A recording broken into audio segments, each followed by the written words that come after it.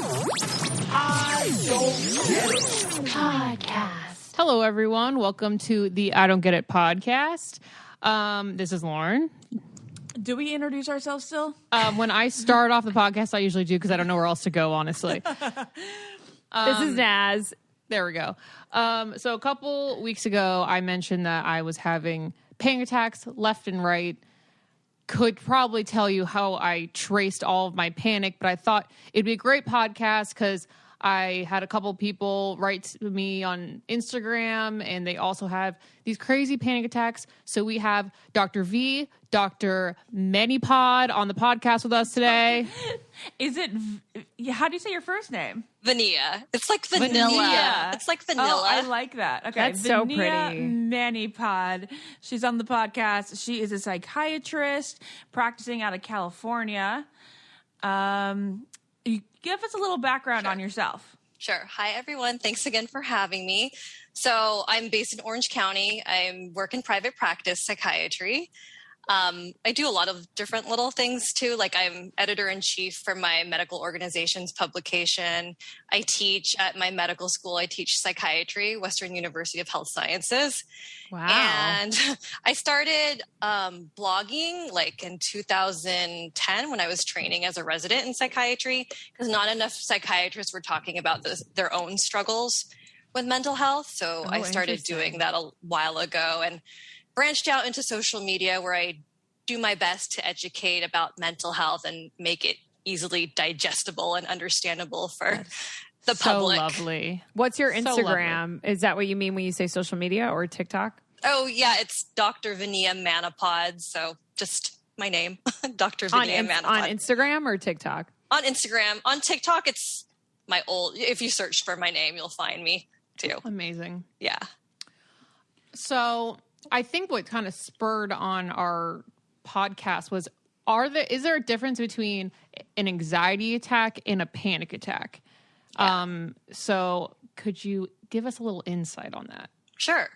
So everybody has anxiety, right? When you have an anxiety attack, I don't want to necessarily say mild, because any type of anxiety could be, frustrating to experience. But panic attack is, compared to anxiety attack, it's like a full-blown episode of anxiety that can feel really physical, and you don't really know where it's coming from sometimes. So if you had to compare the two, panic attack feels a lot more distressing and more severe and physical, whereas an anxiety attack isn't as severe. Right. But is So, an like, anxiety general attack physical? Yeah, it could be too. But when we refer to panic attack, it's like it's this specific episode, right? Because I know it's kind of confusing, but anytime you say panic, you think about all these physical, Like life or death kind of. feels like you're going to die. Yeah.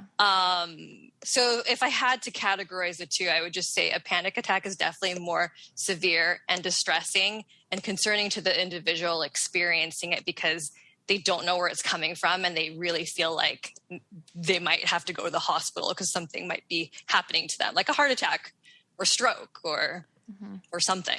Wow. So if my heart's beating really fast and my mind's racing, how do I know if I'm having an anxiety attack or a panic attack? And it's like your first episode ever and you're like, I've never experienced this before type of thing? Yes, because I feel like I'm starting to have friends that are experiencing this for the first time in their 30s now.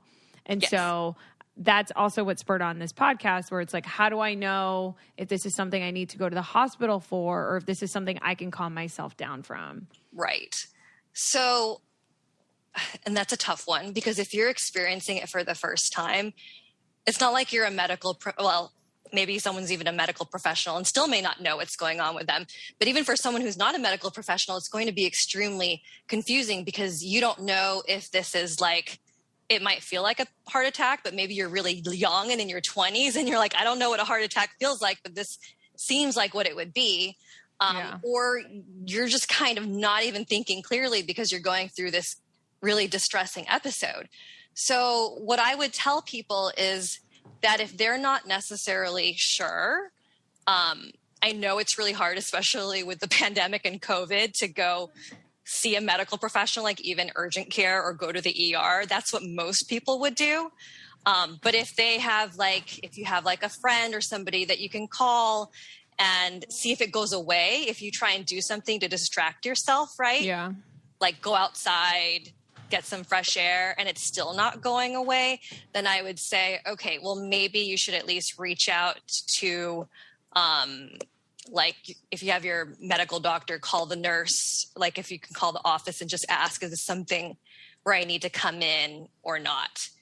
But almost like with my panic attacks, I always they start, my heart's racing. It's just crazy. Like, and then I think, oh, is this a heart attack? And then that almost makes the panic a million times worse. Cause then you have this like, okay, I'm feeling this, I'm feeling this, I'm feeling this, and then manifesting those other forms of panic. So what I found was, okay, I need to distract myself. I'm going to go on my phone. And for some reason, all of the things in your phone make it almost worse because it's like sensory overload. So I'm also looking for things to distract myself. That's not going to be like sensory overload. Well, Lauren, why don't you give her like all of your symptoms when you have them? And I'm curious to see if she thinks it's an anxiety attack or a panic attack. I mean, you seem pretty firm that it's panic. It's pure panic. Okay, but just like give her some scoop.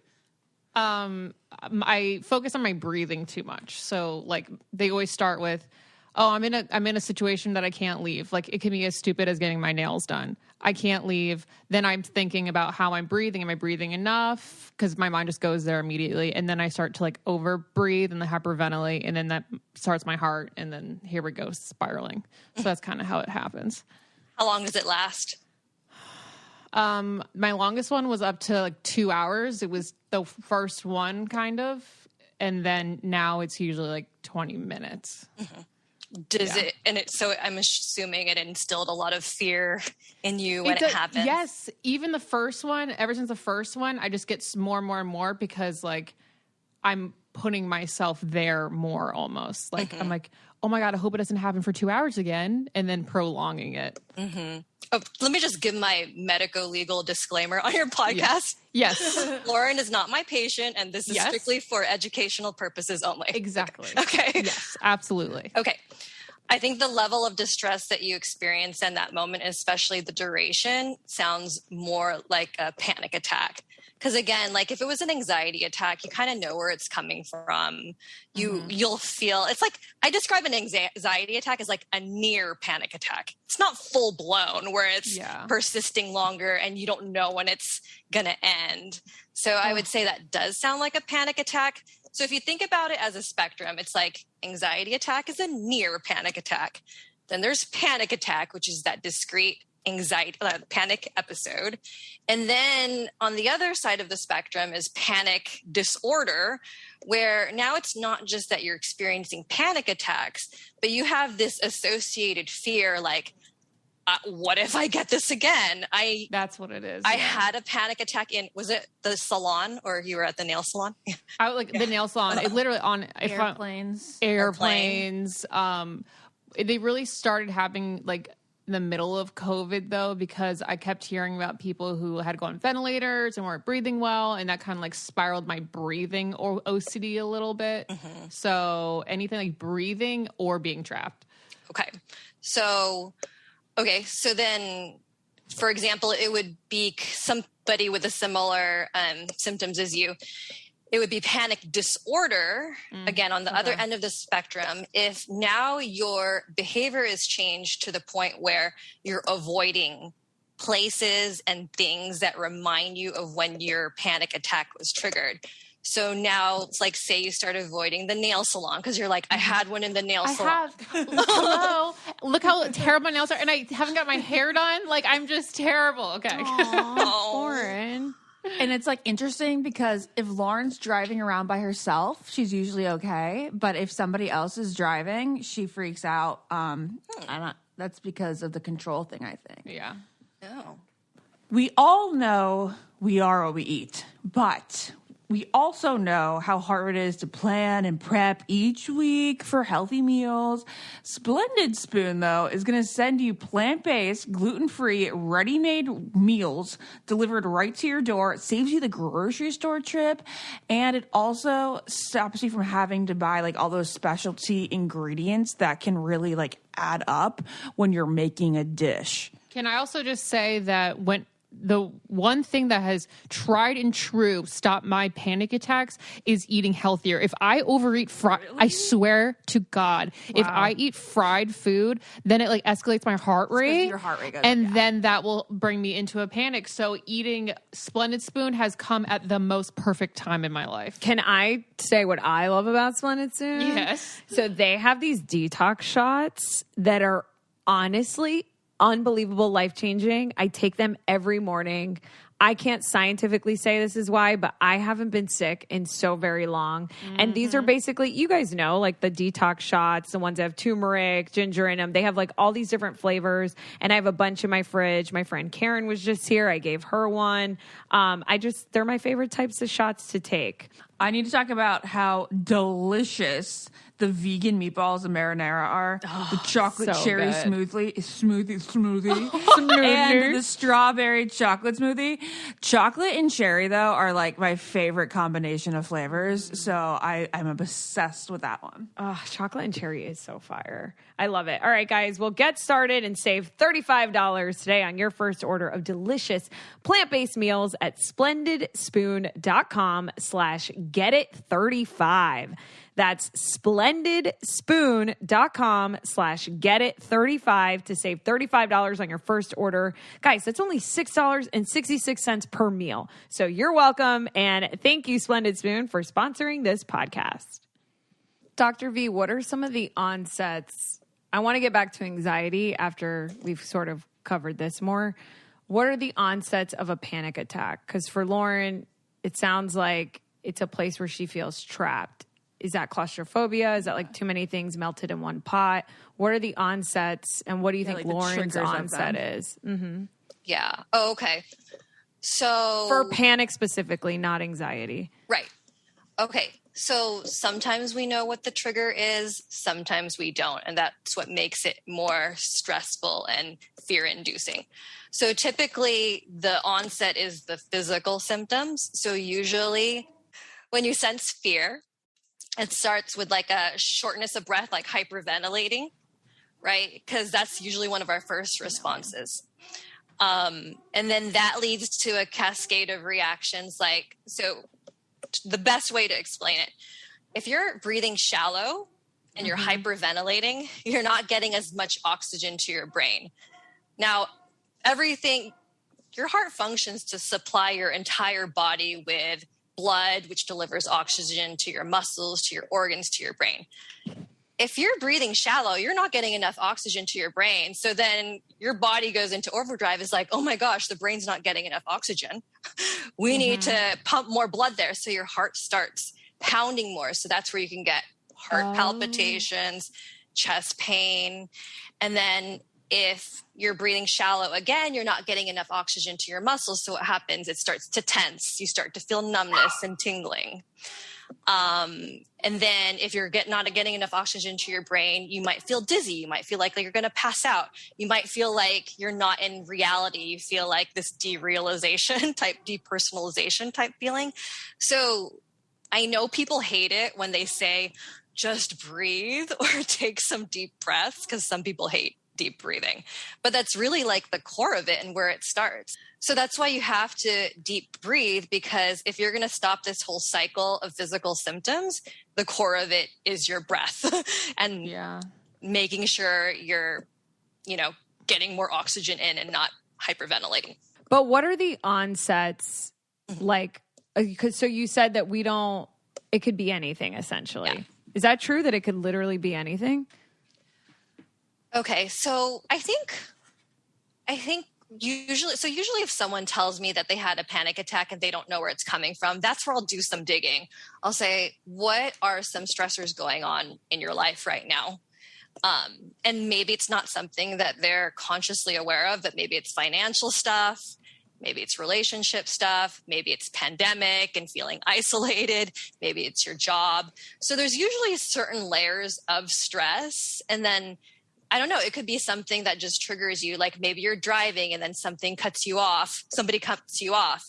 That could be just that next layer of stress that sets you off. So it could be coming from somewhere. Like the trigger could be your ongoing stressors. So it's a compound. Yeah. So it's a compound of one thing or multiple things stressing you. But what's so fascinating to me about it is that it's so random and so sudden. And so can you tell us physiologically what's going on in the body when, I guess it isn't sudden. I guess like Lauren was saying, if she's in a situation like the nail salon, if there's an environment, I guess what I'm getting at is I guess there's an environment, right, that can like induce this. It could. Yeah, but sometimes it's like Just hits you. Sometimes I wake up out of a dream and I'm not breathing and my heart's racing, and so it can really pop out of nowhere. So it could be out of what's happening nowhere, in my right? dream.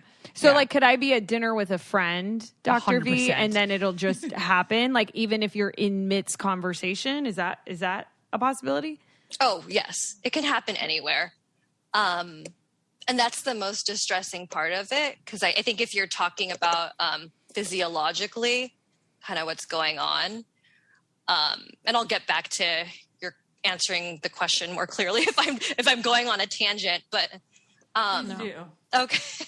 okay. So physiologically, what's going on is there's this part of your brain called the amygdala, which is the part of your brain that's responsible for how you process fear.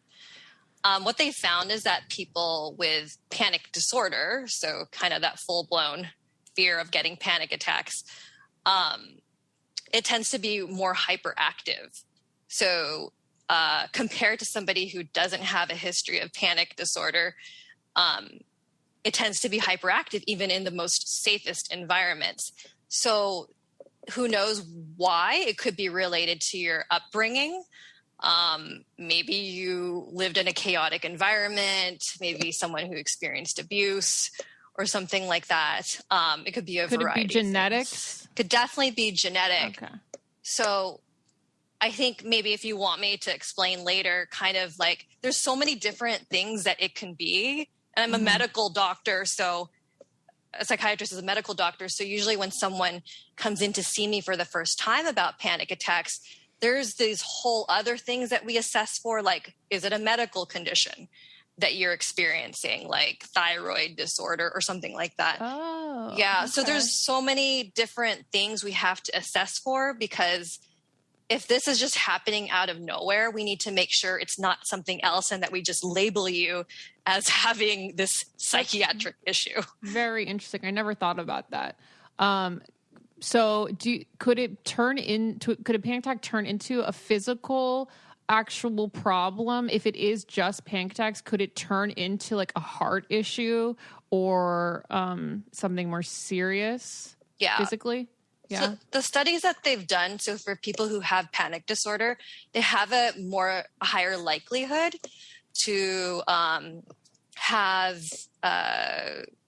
asthma issues, like COPD. So that's kind of like emphysema, chronic bronchitis, and also cardiovascular issues too. So it's interesting because it's like if you have asthma, you're more prone to panic attacks too, because there's that like fear. If you're having an asthma attack, it feels the same as a panic attack. Yeah. And vice versa. If you have panic attacks, you're like, and you don't have a medical issue, you're also in an extremely stressed out state, which can make you more prone to certain medical conditions too. So that's where it can get confusing. That makes sense. Every morning, I get so excited to take 2 Nutrafol supplements, and then I take 2 right before I go to bed, and I love looking at my hair and just seeing over the course of weeks and months how much thicker and fuller it is just because I'm taking Nutrafol. I love Nutrafol because I really want to grow my hair out because I just want to be like Cher. And yeah.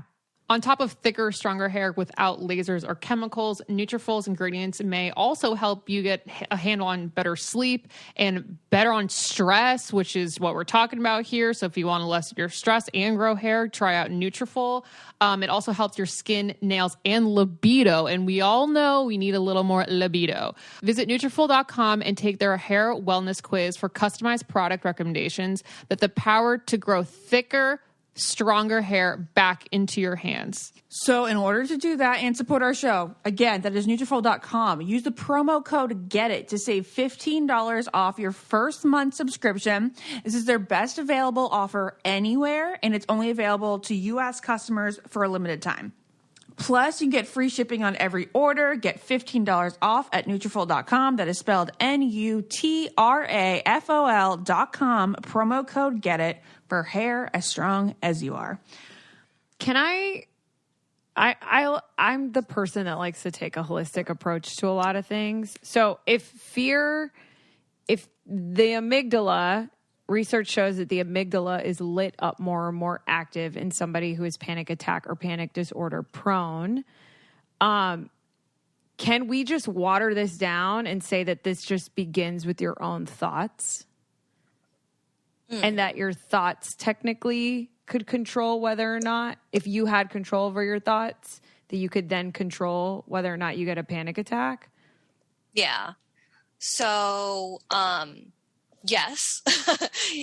That's why a lot of people who do have panic disorder, if you seek support from like a mental health professional through therapy or even through psychiatric medication, a lot of people go into remission. So it can stop, but of course there could be reoccurrences.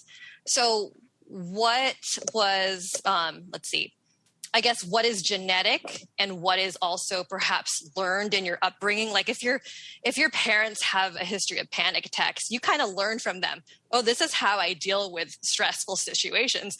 I go into panic mode because that's what you see in them.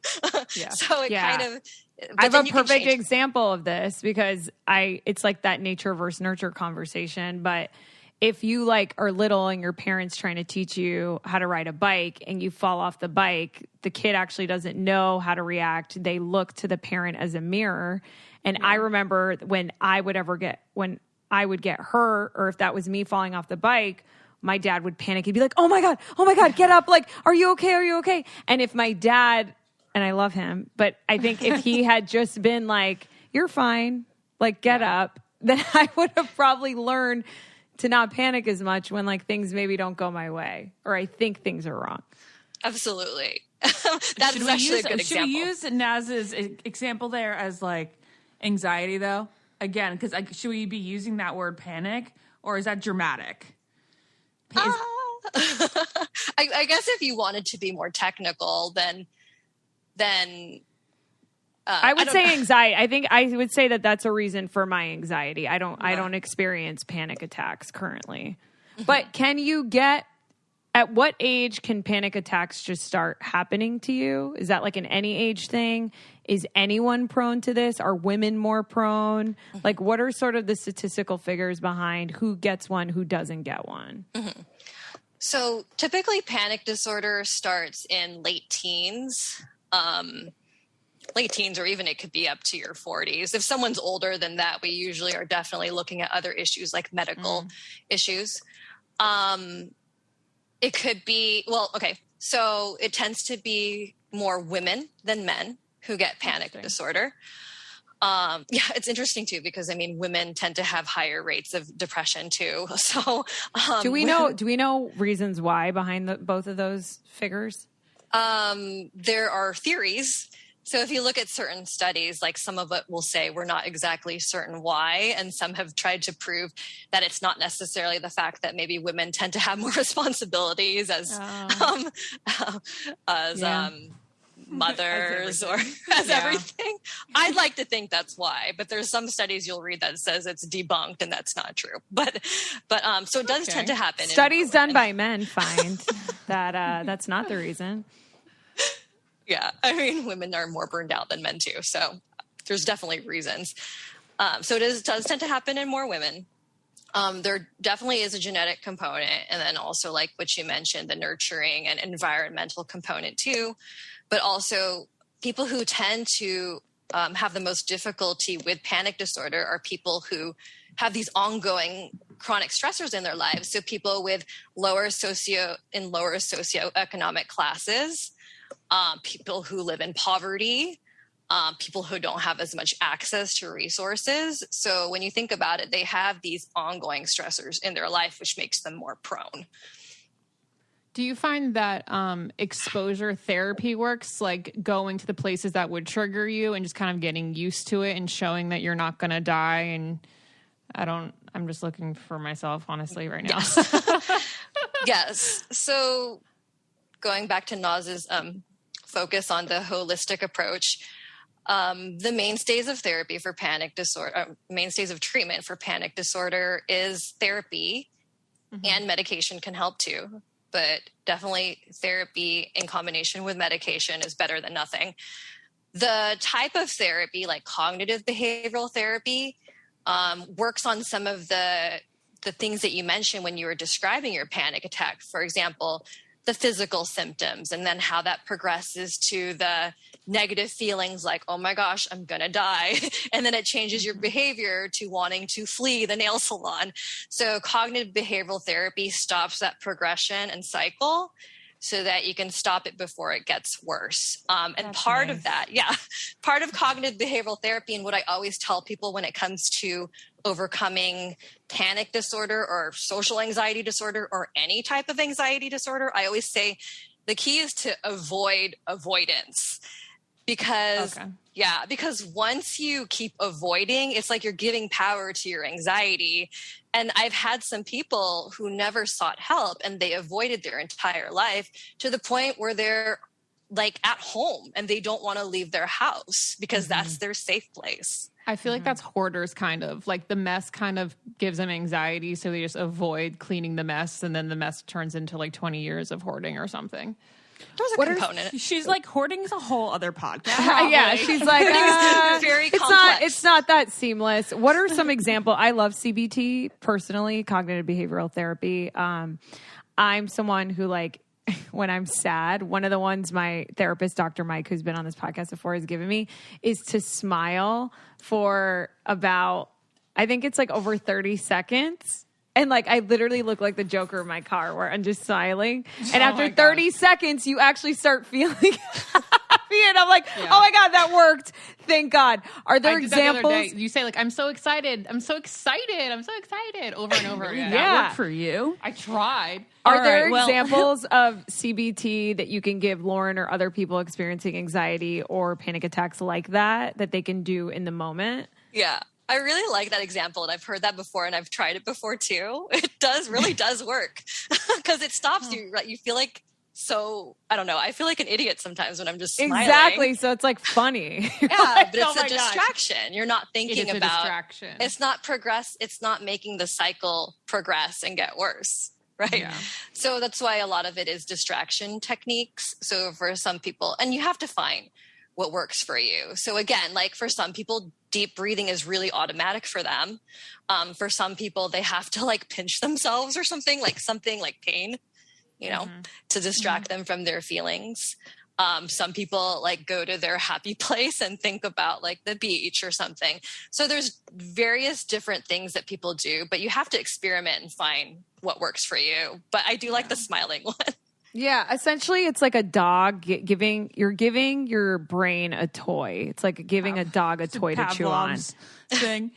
Ringing the bell for food. Lauren and I are the opposite of holistic. We love medication. At what point do you start to recommend medication for this? That's a great question. So usually when I'm evaluating someone for the first time, I'm assessing the level of dysfunction that this level of anxiety causes in their life. So I do get some people who've only had maybe like 1 or 2 panic attacks and they're really concerned because they've never had it before. I usually tell them to, maybe it's not that severe to the point where you need medication, so try therapy first. But when it comes to medication, if you're life is distressing, it's affecting your job, it's affecting your social life, it's affecting your personal life, because now you don't want to go anywhere. So your significant others, like, what's wrong with you? And can you relate, Lauren? Are you in my house? Okay, yeah. So that's so it sounds like you made the right move. I made the right move. So the medications would stop your amygdala. What is it? Amygdala from overfiring. To some degree, it could. So medications are. And this is something that I always tell people, like, honestly, the brain is so complex that sometimes the exact mechanism of why medication works is definitely not clear. Mm-hmm. But the whole purpose of medications is because there's a hypothesis that serotonin, certain brain chemicals like serotonin, GABA, which is what alcohol targets too, is GABA, norepinephrine, that these are involved with panic disorder. So a lot of the medications we give, like I'll just give generics like fluoxetine, sertraline, those different types, are to just flood your brain more with those chemicals to increase the amount that's floating in your brain, to improve connections in your brain, like strengthening the connections in the part of your brain involved with anxiety, to relieve your symptoms. Yeah. So you could because I take GABA every night and put it in my water. It's a powder you can get off Amazon. So are there supplements people can buy if they're, maybe let's say they're dealing with it, they're not ready for medication, or maybe their doctor doesn't think they should get on medication, but are there things that they can buy right now that can help, like GABA? Mm-hmm. Yeah. So if it's not severe, usually I get some. Or in the sense of anxiety attack. I mean, let's talk about me. I feel like I get anxiety attacks, but I really still don't fully think I know what it is. Mm-hmm. Is it just like when you're just feeling a lot of anxiety, like your heart's racing and you caused it? Is that considered an anxiety attack? Yeah, usually. Or does it have to be semi-physical? Usually if you know where it's coming from and then you feel like you can do things to stop it, that's more of like an anxiety attack. So any form of anxiety is an anxiety attack? No, that's actually my biggest question. First, we were thinking we're like panic attack versus anxiety attack. But now I got to know, what's the difference between just being nervous and having an anxiety attack? Yeah. Exactly. So I guess that would be, okay. So I guess that would be on the other end of the spectrum, where being nervous and anxious is definitely normal evolutionarily. Yeah. Because then if you're in a situation where you have to flee and run for your life, then, it's going to save your life. Yeah. But you're thinking rational. So being nervous is normal. So like if you're, for someone with social anxiety, doing a podcast or speaking in front of a crowd, that's normal for you to feel nervous. Mm-hmm. Or if you're being, like held up at, I don't want to say it, but held up at gunpoint or something. Yeah. You're gonna be anxious. So the difference is, typically in those types of situations where you have a normal level of anxiety, it's understandable. And then the hope is that you will use that anxiety to your advantage to flee and save your life. Whereas when you're having panic attacks, you don't necessarily know what the trigger is. So you're not going to think rationally, because what are you fleeing from? Yeah. Yeah. Like you can compartmentalize your anxiety and nerves, and then panic is just a flooding of, I don't even know. Yeah. It's more irrational. I want to be at the point that even if I jump out of a plane, I feel no nerves or no anxiety or no panic. That's how chilled out I hope to be one day. Oh, you don't want that. But I think, but you can't. I mean, actually, I don't know if you can. I mean, like, people jump out of airplanes and I can't even go to a nail salon. Like, I'm trying to get on that level, I can jump out of a plane and not be scared. Wow, that's amazing. But, is it because you've done it so many times? But I've never done it. I'm just not. It's weird, but I get a lot of anxiety before I go live on camera. Mm-hmm. Yeah. I think because you care about you care about being good at that, and you can't really care. That is actually, that's very interesting. Like for you, it's worse to be not perfect in your career than to possibly die jumping out of an airplane. Yeah. I think it's because I know we're all going to die. Wait, Naz, I want to know, when was the last time you felt something that was like so near death? Like, can you even think about something like that would be equated to? Yeah, right. Yeah, when that lion walked right by me in Africa last month. Yeah. I was like, I was really scared. Remember I told you guys, and I was like, you were really scared. And I was like, oh, Naz, this is what real fear is, not when you go gotta keep remembering that before you go live is the lion was real fear. Yeah. But I believe we can control our thoughts to not be scared in all of it, like you were saying, Lauren. I just think it takes a lot of time and practice. I hope. I'm also hoping the medication works that much. I think what she's saying is that you always want to have a healthy amount of fear and anxiety. I'm sure someone would agree, but I want to be totally chilled out. But Dr. V, true or false? The fear part of our brain, because our brain's basically like 4 different characters, the fear part of our brain has like, it's there and we love it and it's amazing because it keeps us safe. But like, would you not argue that it hasn't really evolved to catch up with the times that we're in right now? Because I think we're just scared of the fucking dumbest things these days. And it's like, I'm not going to die being on camera. Yeah. And so at what point, I really have like a love-hate relationship with that part of our brain because I know it's just there. Like even when you're around someone, right, that seems sketchy, or like even when a friend, hopefully no one goes through this, but I know everyone goes through this, but like if you have a friend that you feel like maybe isn't being super trustworthy, right? And like that part of your brain goes off. Like I love that, right? Because it's like, oh, maybe we shouldn't hang out with this person anymore. Maybe this guy's going to hurt me. But it's all these other situations, like being at the nail salon or going on camera, that it's like, actually, why do millennials have more anxiety than any other generation? Okay, so they tend to, but when you think about what millennials I'm an ex-centennial, so when you think about what millennials grew up with, like your norm is social media. Your norm is for you to see what other people are doing all the time and then have this constant comparison.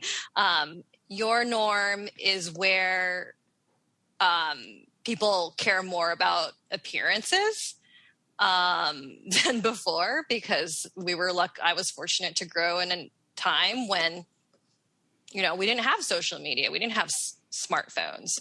So definitely the level of stress that millennials experience are more things that are unavoidable in your day-to-day life. So, but you can avoid social media. You can't, or you can. You can. Yeah. You can, but then you probably have other types of anxiety, like the fear of missing out. Yeah, so there's that too, because all the studies that have been done, and tell me if this is on a tangent, but all the studies that have been done for social media talk about how people who are, it's usually like adolescents and teens, have higher rates of suicidal thoughts, higher rates of anxiety disorders, lower self-esteem. So you experience a whole set of stressors that people who are older like me did not have to live with. Would you say that, so teens and young people tend to have higher rates of those issues. Is that across the board for all generations, or is it really did it start with millennials? Oh, you mean when it comes to social media, or? No, just like, with high rates of suicide and depression and all that stuff. Is that a thing that is of more recent times? Mm-hmm. Like if we were to go back in time to like the 60s, were those kids better adjusted? They probably had different sets of stressors. However, if we had to go to more current times, the higher rates of suicide and suicidal thoughts are among teens. Z. Yeah. So, and I think that relates to the pandemic. I think that relates to more isolation, lack of connection. Speaking on your clients specifically, is there a common theme recently or in the last year that you have seen being the onset of a panic attack or an anxiety attack? Is there like one thing that you've been just seeing a lot of recently? Yeah. So when the pandemic started, that's when I started getting people who've never had psychiatric issues before, and for their first time in their lives developed panic attacks at the onset of the pandemic. So that's definitely something more common that I've seen lately as a big trigger. Mm-hmm. And so what does that mean exactly, the pandemic? Like, is it people being at home more now? Like, why, I guess, is my question. For some of them, it was because they were more isolated. I had a lot of women who are mothers, so not knowing what to do with their kids. Yeah. And then also the financial aspect, because a lot of them lost their jobs. So it wasn't just women necessarily, but women and men who lost their jobs. So of course, a huge part of their identity is their work for most people. Yeah. So when you lose that, you get depressed, and then you're also panicking because what are you going to do financially? When are you going to be able to work again? There was so much uncertainty for a lot of people that it started to bring up more anxious feelings, whereas I think people were able to manage them better or keep them at bay. But these are huge stressors in their life, and the sense of uncertainty for them was enough to start to trigger panic in a lot of them. For the you're first probably time more ever. more distracted when you're working, when you're going out. So I could imagine a mom at home with her kids running around, literally feeling trapped, and then all of a sudden breathing heavy, the whole thing, the whole shebang. Mm-hmm. Terrible. What is there? Sorry, continue, Naz. I was going to say, what can we do as friends if I'm hanging out with Lauren and Lauren has a panic attack and I'm next to her? What should I do to aid Lauren? Or whoever. Yeah, that's a great question too, because it's nice when you have a friend there because your friend could be a source of comfort and distraction. So in those types of situations, I suggest like finding a way to bring Lauren back. Be like, I don't know where you're going right now, but come back here. Like even just grabbing her hand or giving her a hug or something that could be. Lauren's like, no, don't touch me. Okay, if you don't like that, you don't like that. There's like different things. My fiance, he was not great at it at the beginning. But then he was like, what do you need? And I was like, the only thing that'll help me is that by you telling me that it's just a panic attack, nothing else is happening. Like you're not dying. You're not having a heart attack. That's the only thing that works for me personally. Okay. And that's great too. It's a sense of reassurance because then you're able to hear that and you're like, okay, wherever your mind's going, it brings you back to the present moment to stop the cycle of it getting worse. But also physical touch also helps people because it brings you back to earth. Yes. Like my friend told me that if I'm ever feeling panic or whatever, to like look at your hands and count them, like you're literally count your fingers. And I'm telling you that simple thing will get me out like before I spiral because I'm like, I am too busy counting and feeling like one with my mind and my body that I can't even go down the rabbit hole. I also like when people follow their senses. Like when I get anxiety, I've never had a panic attack, but when I get anxiety, I stop and I'm like, oh, what can I see right now? Oh, like that tree is green. What do I smell right now? What can I feel? Okay. And like if I do 3 senses, like touching the desk, seeing the tree outside, like smelling, I don't know, my perfume or whatever, I think that brings me into the present moment easily too. But are there other ways aside from the ones we've mentioned that work and are effective? Yeah. For some people, it's even just going outside because oftentimes people feel claustrophobic. Again, whatever it takes to get you back into a normal breathing pattern and away from the environment that's triggering you. For some people, it's just like they'll go and drink a glass of water or something, like the whole glass just to regulate everything. Yeah, regulate. Yeah, water really helps for sure. Really? Yeah. Does singing work? That's like the smiling thing. It's going to distract you. Yeah, like if I was like humming Twinkle, Twinkle, Little Star. Yeah, it could work. That could work too. That could work, yeah. There's so many little things. What about alcohol? Is one glass of wine in the beginning of a panic attack a good idea or not?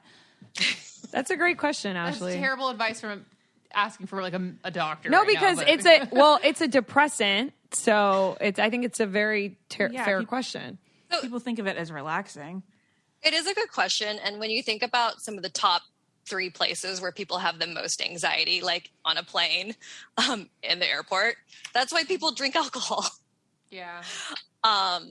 Because, and it also, the way that alcohol acts when I'm trying to describe it to people, it's kind of like alprazolam or like Xanax.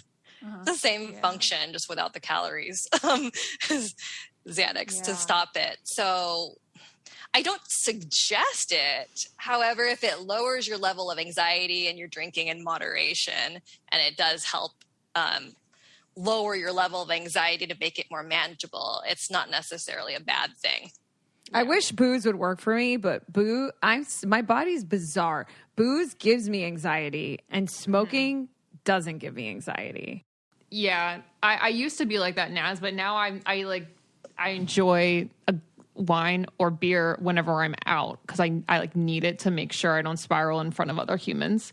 And Lauren means in very much moderation. Oh, like one, because I'm wasted at two. So before we leave here, I wanted to know your thoughts on like medications that you think are really good and medications that you think would not are not like the most effective for an anxiety disorder. So, and is a panic attack considered anxiety disorder? Sorry, are those the same thing?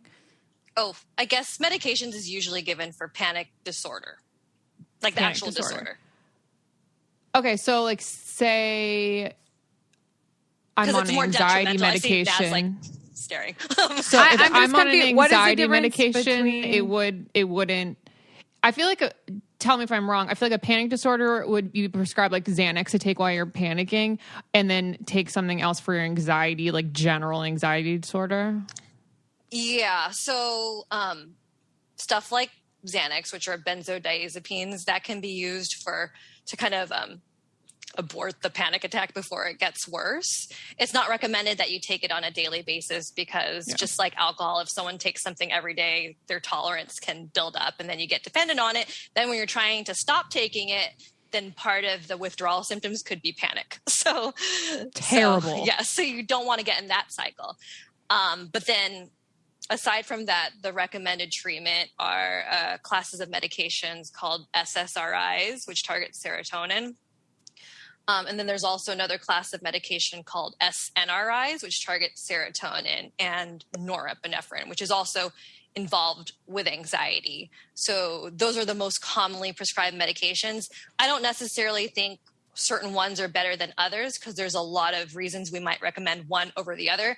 For example, family history. If someone in your family has panic disorder and takes a certain medication, you have similar genetics, I may recommend that you try the same thing. So there's a lot of factors that we consider when choosing one to try first.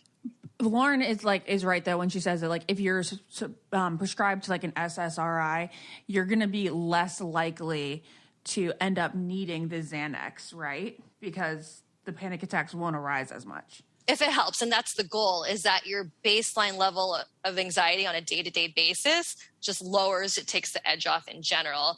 And usually for people where it actually does help, maybe in the beginning they were taking Xanax more frequently, but once the SSRI kicks in, they just don't have a need for it as much anymore. And that's the goal, and that's what we want you to achieve. So I get anxiety like everyone. How do I know if I should be on like anxiety medicine or anti-anxiety medicine or not? Yeah. Even versus like just trying supplements over the just counter. And I also wanted to ask you if you knew of if meditation like proved like to help with any of these things. So usually we prescribe psychiatric medication for the disorder, because that's where it's more detrimental in your life, right? Because when someone has panic attacks, it's perhaps not to the point where you're constantly fearing having another one on a day-to-day basis. So your level of dysfunction in your daily life isn't as severe. So usually psychiatric medication is recommended when it's reached the point of being a disorder where it's like impacting you on a day-to-day basis. So if anxiety was impacting me on a day-to-day basis... Yeah, so maybe but then but isn't it technically right? People that get anxiety, can't you technically just get anxiety every day over something? You could get anxiety every day, and I would hope people get anxiety every day to challenge themselves, but not to the point where it's detrimental in their life. You know, like a healthy level of anxiety. Got it. So if it was preventing me from like taking a work call or doing something, then that's when you would recommend talking to someone about getting on medication. Yes. That Because makes it's sense. causing problems in your day-to-day life. Right. And then what about meditation? Are there any studies on if that's like helped any of this at all? Because you mentioned breathing a lot on this podcast. Hypnotherapy too for panic attacks. Yeah, that helps a lot of people too. So meditation can definitely lower. People meditate and have different versions of meditation that works for them as well. But meditation can help panic too, because it's strengthening the ways that you cope with those physical symptoms, right? Because a lot of meditation is kind of being more present, mindful, grounded in the moment, focus on your breathing. So it can definitely be helpful for sure. But it's not as, not to the extent as CBT. Right. I think that the reason why people, no, I don't think, I think it's silly that we call it panic attack. I think that makes it worse. And I think if we called them silly attacks, then maybe they wouldn't feel so severe. Like if I was like, I'm having a silly attack right now. But this is also, I recognize that I've never had one, so I don't know what the fuck I'm talking about. Yeah. So you don't have to send me a message telling me that Everyone this doesn't make you have sense. no 'cause idea. It's I not already know selling that, it. and I'm half kidding. But I kind of wish they were called silly attacks. So I will tell you just really know. quickly that there is like a good point to your comment, because I think there's a lot of labels in psychiatry that perhaps are not necessary.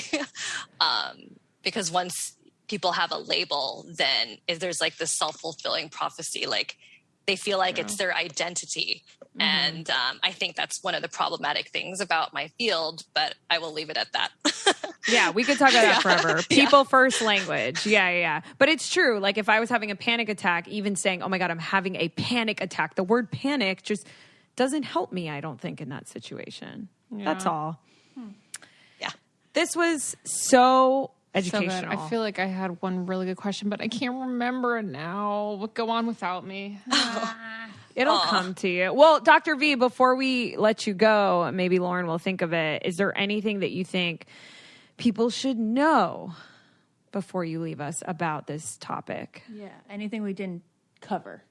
I would just say that for a lot of people who are afraid to seek help from a mental health professional, not to be afraid. A lot more people these days have been seeking help and support, especially during the pandemic, to the point where it's the norm.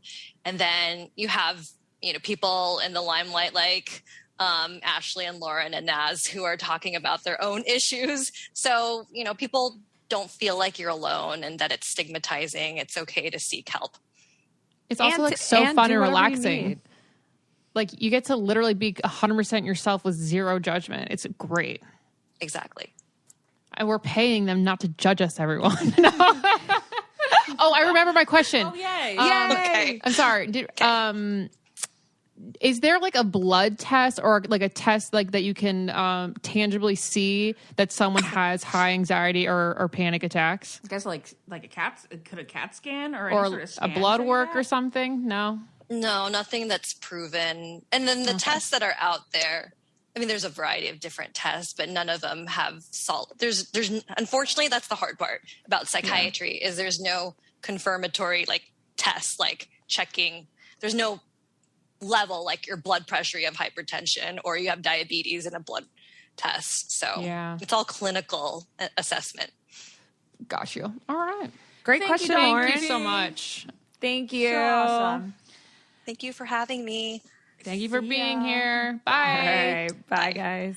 If you want to be the most interesting person at the cocktail party, well, hop on over and listen to the Brain Candy podcast. Our award-winning content will have you laughing while you're learning. We read all the best articles, books, and studies and keep up with new TV shows, documentaries, and pop culture. And then we cram it all into 2 shows a week. Conspiracy theories, cannibal rabbits, unsolved mysteries, the history of the Walkman. There's something for everyone. The Brain Candy podcast. Find our link in the show notes. Or simply search for the Brain Candy Podcast on your podcast app. I don't get it. Podcast.